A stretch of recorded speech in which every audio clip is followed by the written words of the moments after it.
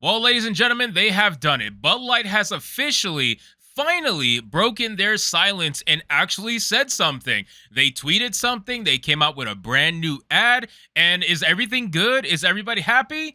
Absolutely not. They are getting completely and utterly destroyed and roasted, and they deserve it. Okay, they absolutely deserve it. We know that. So we're gonna break into their new ad that they unfortunately blessed us with, and we're going to look at their tweet where they're getting completely destroyed. So of course, before we do, guys, just consider giving this video a like to push us out into the YouTube algorithm, and consider subscribing because we're on our way to 25,000 subscribers. It says new Bud Light ad ridiculed up and down social media. They're trying so hard. The ad comes after months of controversy and declining sales for the beer company. Anheuser-Busch unveiled a brand new Bud Light ad following the titanic backlash it received after partnering with trans grifter Dylan Mulvaney, but it appears consumers are not yet ready to give the beer another chance. Why would you think they would be?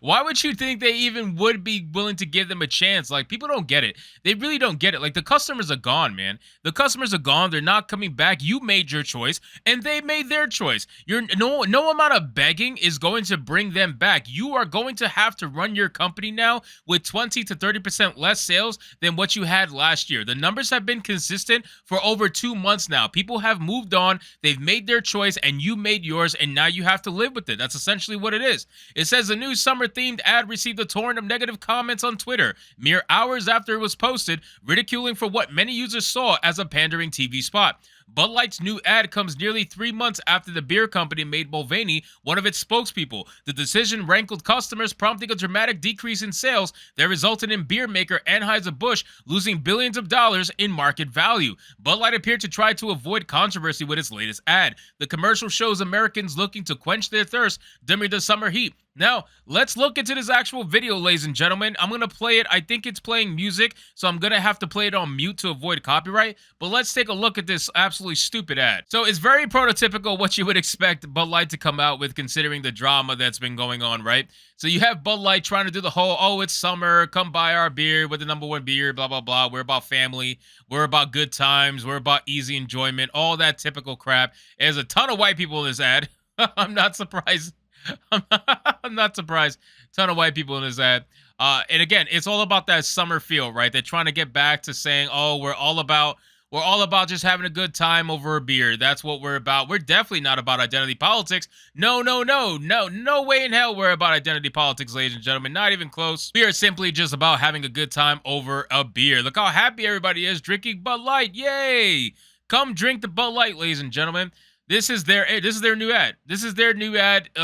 Quite simply, easy to drink, easy to enjoy, and also easy to boycott. It's absolutely ridiculous. So it says the ad was chock full of images of Americans attempting to camp, suntan and grill, all while facing the blazing heat and other outdoor inconveniences that can come up during the summer months. Of course, each person depicted in the ad found themselves popping open a can of Bud Light, finding relaxation and satisfaction. LGBTQ themes or any other sort of political statement were noticeably absent from the ad.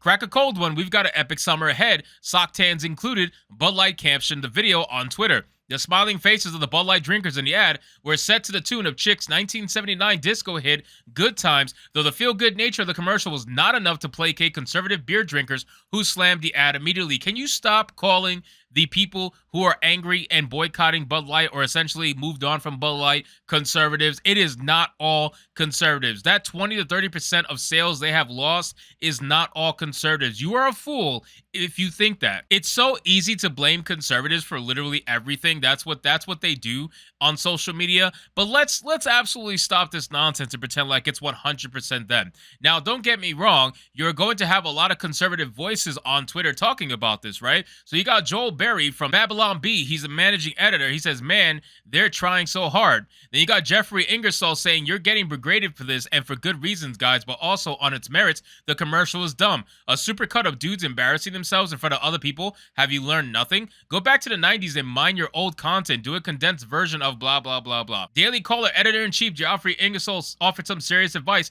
to the beer brand, which we read. He added, do a condensed version of Top Gun 2 with more babies, chicks in bikinis, smoking hot runway models painted green casts as aliens abducting some average Joe to give him ice cold beer in space. Get creative, but stick to the basics. Quite simply put, I just think they don't know how to do it. I think they don't know how to do it anymore. Everything has to be ESG based. Everything has to be identity politics based. I don't think any of these marketers who have been hired in the last 10 years know how to do any kind of marketing that doesn't involve identity politics. I'm almost positive that if they were taught to do that in college and to utilize identity politics in marketing to create backlash so that you get people talking about your brand or whatever, and that's great for some brands, but it damn sure wasn't great for Bud Light when they used Dylan Mulvaney. And then you have this actual comment from Tom Rappert where it says, pleasantly surprised to see straight white men in advertising again. Just wish you didn't become the butt of every joke at the barbecue before learning this lesson. None of these men will be caught dead drinking your beer in public. And that's exactly what I said. I said this commercial is extremely white.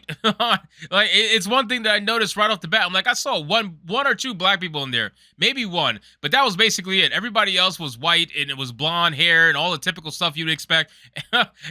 It's very clear that they're trying to go back to what they view as the original Bud Light drinkers, you know? It says, conversely, conservative radio host Jesse Kelly offered a more optimistic take on the ad, saying, honestly, this is a smart play if they stick with it. You can't undo what has been done. It will take a lot of time. But if they hire funny writers and churn out lighthearted campaigns that make people snicker, that will do a lot over time to heal the brand. And listen, I think eventually after like 5, 10 years, maybe even 15 years, who knows, people would have moved on and they're not even going to care. But the problem is people already moved on to other brands. You're not going to convince someone who permanently left your brand to come back to you. It's going to be very, very difficult. You are just going to have to find a way to operate with that much less in sales. We've seen it for months now. Like there's no going back. So you can do all these ads, you can reinvest in marketing and all this stuff, and you can make everything focused on conservatives. That if that's what you really think, if you think everybody who boycotted you is simply a conservative and you can virtue signal to them 24/7 for the next 5 months to a year,